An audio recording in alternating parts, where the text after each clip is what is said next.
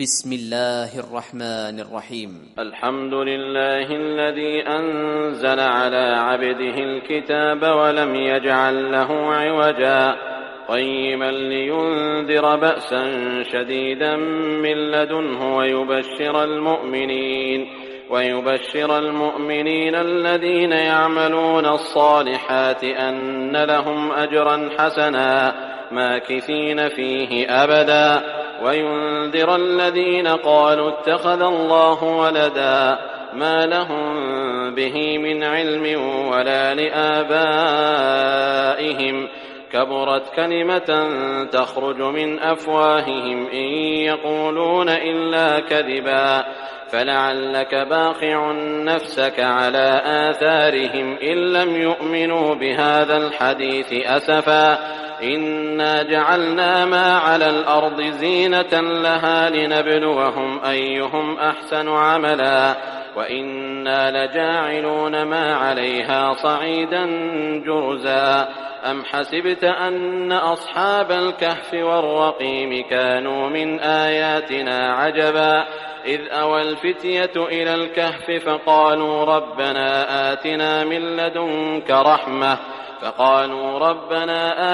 من لدنك رحمة وهيئ لنا من أمرنا رشدا فضربنا على آذانهم في الكهف سنين عددا ثم بعثناهم لنعلم أي الحزبين أحصى لما لبثوا أمدا نحن نقص عليك نبأهم بالحق إنهم فتية آمنوا بربهم وزدناهم هدى وربطنا على قلوبهم إذ قاموا فقالوا ربنا رب السماوات والأرض لن ندعو من دونه إلها لقد قلنا إذا شططا هؤلاء قومنا اتخذوا من دونه آلهة لولا يأتون عليهم بسلطان بين فمن أظلم ممن افترى على الله كذبا وإذ اعتزلتموهم وما يعبدون إلا الله فأووا إلى الكهف ينشر لكم ربكم من رحمته ويهيئ لكم من أمركم مرفقا وترى الشمس إذا طلعت تزاور عن كهفهم ذات اليمين وإذا غربت تقرضهم ذات الشمال وهم في فجوة منه ذلك من آيات الله من يهد الله فهو المهتد ومن يضلل فلن تجد له وليا مرشدا وتحسبهم أيقاظا وهم رقود ونقلبهم ذات اليمين وذات الشمال وكلبهم باسط ذراعيه بالوصيد لو اطلعت عليهم لوليت منهم فرارا ولملئت منهم رعبا وكذلك بعثناهم ليتساءلوا بينهم قال قائل منهم كم لبثتم قالوا لبثنا يوما أو بعض يوم قالوا ربكم أعلم بما لبثتم فابعثوا أحدكم بورقكم هذه إلى المدينة فلينظر أيها أزكى طعاما فليأتكم برزق منه وليتلطف ولا يشعرن بكم أحدا إنهم إن يظهروا عليكم يرجموكم أو يعيدوكم في ملتهم ولن تفلحوا إذن أبدا وكذلك أعثرنا عليهم ليعلموا أن وعد الله حق وأن الساعة لا ريب فيها إذ يتنازعون بينهم أمرهم فقالوا ابنوا عليهم بنيانا ربهم أعلم بهم قال الذين غلبوا على أمرهم لنتخذن عليهم مسجدا سيقولون 3 رابعهم كلبهم ويقولون 5 سادسهم كلبهم رجما بالغيب ويقولون 7 وثامنهم كلبهم قل ربي أعلم بعدتهم ما يعلمهم إلا قليل فلا تمار فيهم إلا مراء ظاهرا ولا تستفت فيهم منهم أحدا ولا تقولن لشيء إني فاعل ذلك غدا إلا أن يشاء الله واذكر ربك إذا نسيت وقل عسى أن يهديني ربي لأقرب من هذا رشدا ولبثوا في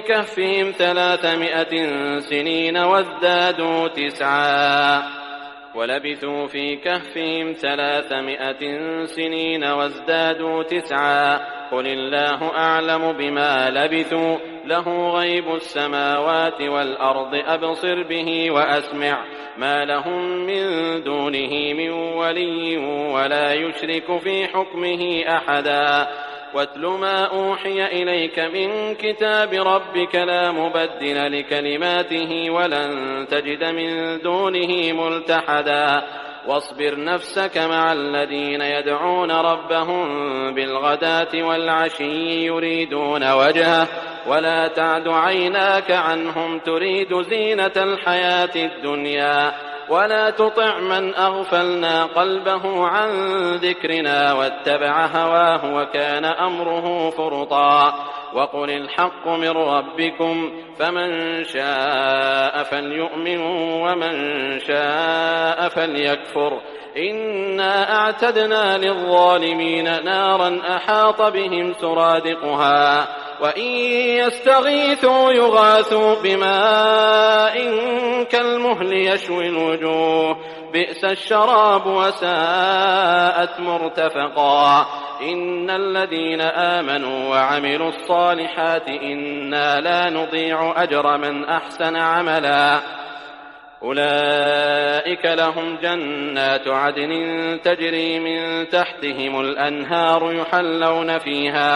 يحلون فيها من أساور من ذهب ويلبسون ثيابا خضرا من سندس وإستبرق متكئين فيها على الأرائك نعم الثواب وحسنت مرتفقا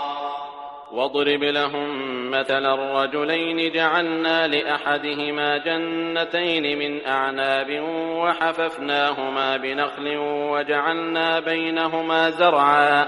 كلتا الجنتين آتت أكلها ولم تظلم منه شيئا وفجرنا خلالهما نهرا وكان له ثمر فقال لصاحبه وهو يحاوره أنا أكثر منك مالا وأعز نفرا ودخل جنته وهو ظالم لنفسه قال ما أظن أن تبيد هذه أبدا وما أظن الساعة قائمة ولئن رددت إلى ربي لأجدن خيرا منها منقلبا قال له صاحبه وهو يحاوره أكفرت بالذي خلقك من تراب ثم من نطفة ثم سواك رجلا لكن هو الله ربي ولا أشرك بربي أحدا ولولا إذ دخلت جنتك قلت ما شاء الله لا قوة إلا بالله إن ترني أنا أقل منك مالا وولدا فعسى ربي أن يؤتيني خيرا من جنتك ويرسل عليها حسبانا من السماء فتصبح صعيدا زلقا أو يصبح ماؤها غورا فلن تستطيع له طلبا وأحيط بثمره فأصبح يقلب كفيه على ما أنفق فيها وهي خاوية على عروشها ويقول يا ليتني لم أشرك بربي أحدا ولم تكن له فئة ينصرونه من دون الله وما كان منتصرا هنالك الولاية لله الحق هو خير ثوابا وخير عقبا واضرب لهم مثل الحياة الدنيا كماء إن أنزلناه من السماء فاختلط به نبات الأرض فأصبح هشيما تذروه الرياح وكان الله على كل شيء مقتدرا. المال والبنون زينة الحياة الدنيا والباقيات الصالحات خير عند ربك ثوابا وخير أملا. ويوم نسير الجبال وترى الأرض بارزة وحشرناهم فلم نغادر منهم أحدا وعرضوا على ربك صفا لقد جئتمونا كما خلقناكم أول مرة بل زعمتم أن لن نجعل لكم موعدا. ووضع الكتاب فترى المجرمين مشفقين مما فيه ويقولون يا ويلتنا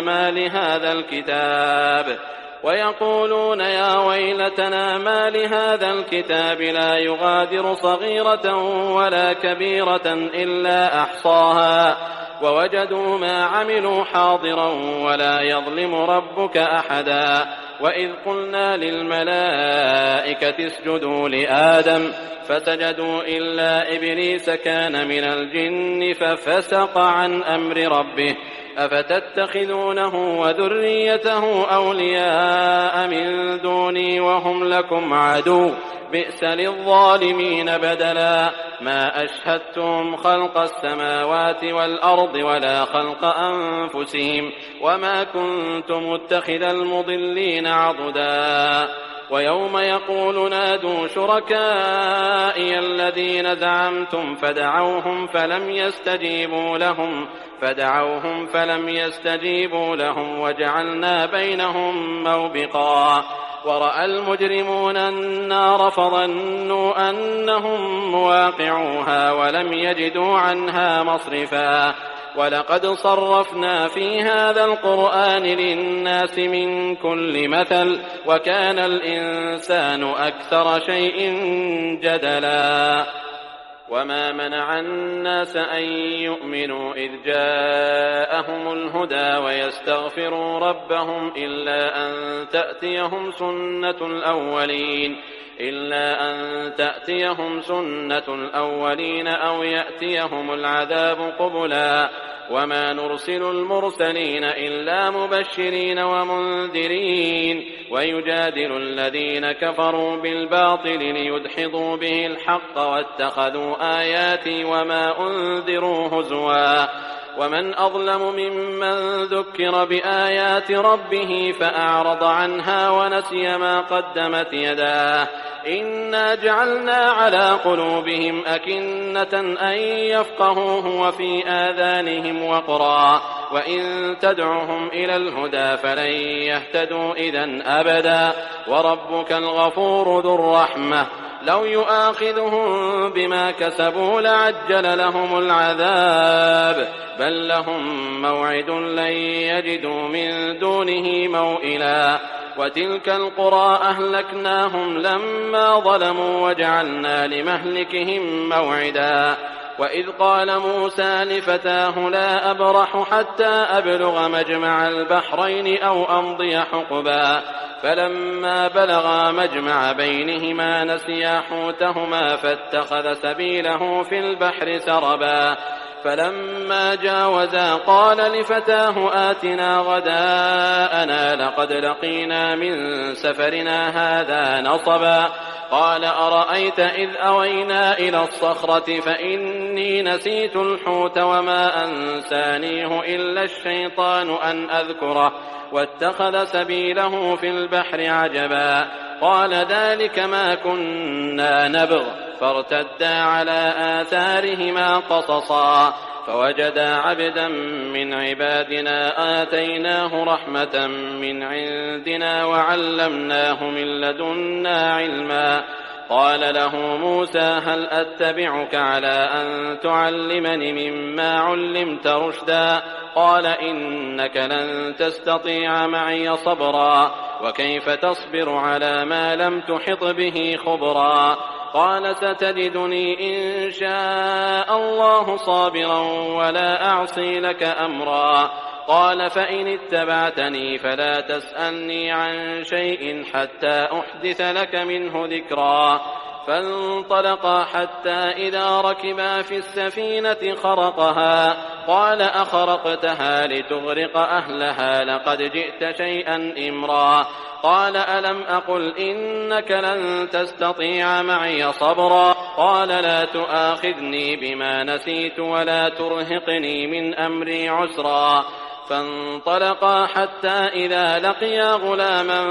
فقتله قال أقتلت نفسا زكية بغير نفس لقد جئت شيئا نكرا قال ألم أقل لك إنك لن تستطيع معي صبرا قال إن سألتك عن شيء بعدها فلا تصاحبني قد بلغت من لدني عذرا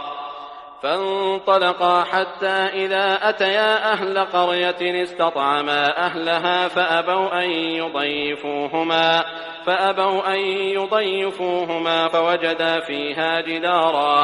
فوجدا فيها جدارا يريد أن ينقض فأقامه قال لو شئت لاتخذت عليه أجرا قال هذا فراق بيني وبينك سأنبئك بتأويل ما لم تستطع عليه صبرا أما السفينة فكانت لمساكين يعملون في البحر فأردت أن أعيبها وكان وراءهم ملك يأخذ كل سفينة غصبا وأما الغلام فكان أبواه مؤمنين فخشينا أن يرهقهما طغيانا وكفرا فأردنا أن يبدلهما ربهما خيرا منه زكاة وأقرب رحما وأما الجدار فكان لغلامين يتيمين في المدينة وكان تحته كنز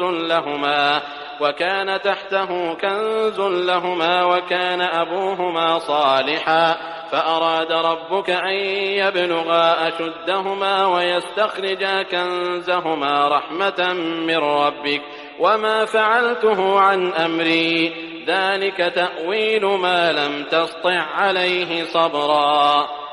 ويسألونك عن ذي القرنين قل سأتلو عليكم منه ذكرا إنا مكنا له في الأرض وآتيناه من كل شيء سببا فأتبع سببا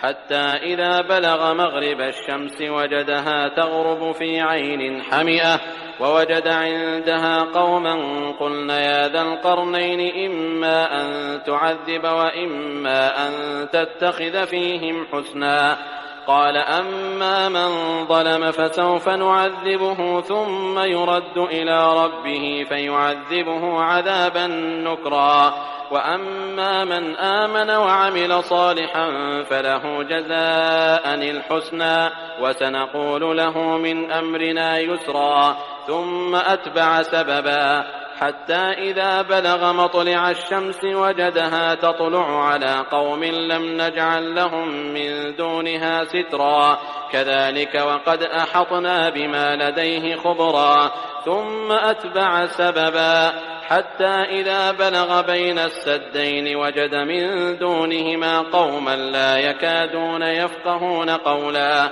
قالوا يا ذا القرنين إن يأجوج ومأجوج مفسدون في الأرض فهل نجعل لك خرجا على أن تجعل بيننا وبينهم سدا قال ما مكني فيه ربي خير